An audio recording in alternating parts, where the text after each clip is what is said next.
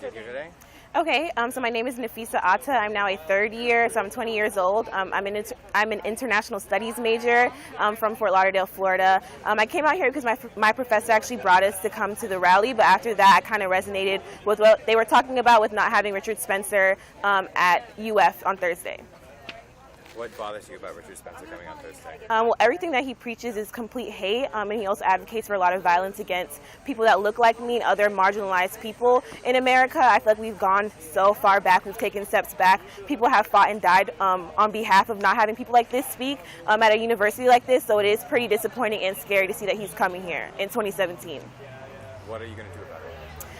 So personally, I will not be at the protest on Thursday just because as a person of color, my issues are external, so I don't want to be a target for that. These people are very violent. However, I want to help on the other side, so making sure that we follow up with President Fox, issuing demands to have the Department of African American Studies be an actual department, so things like that will affect UF students in the future so that this doesn't happen again for other people who will look like me coming to UF years from now.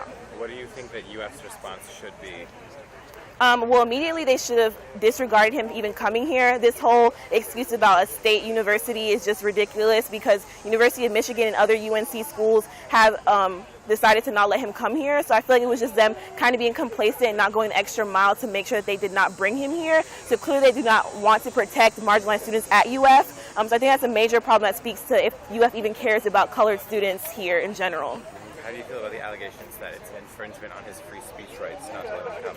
I mean, free speech and preaching like hate crimes are two different things. I can protect his right to speak, but what he's saying I don't have to respect, I don't have to protect it. His people issue violence and they act on it, so I feel like that should not be protected in any way. Do you think that protesting is what Bertrand Spencer wants people to do?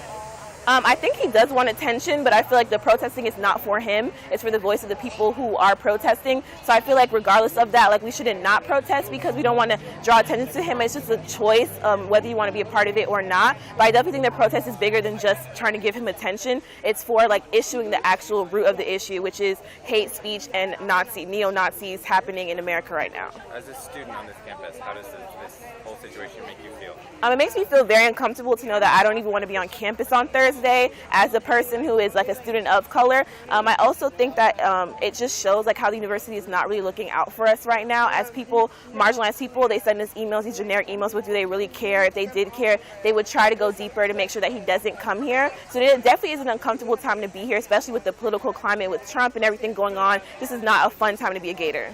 Do you think there's a tie between the Trump administration and the Nazi movement? Oh, absolutely.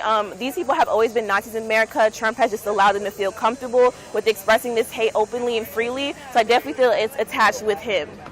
Grace, what is your ideal outcome from the Thursday speech?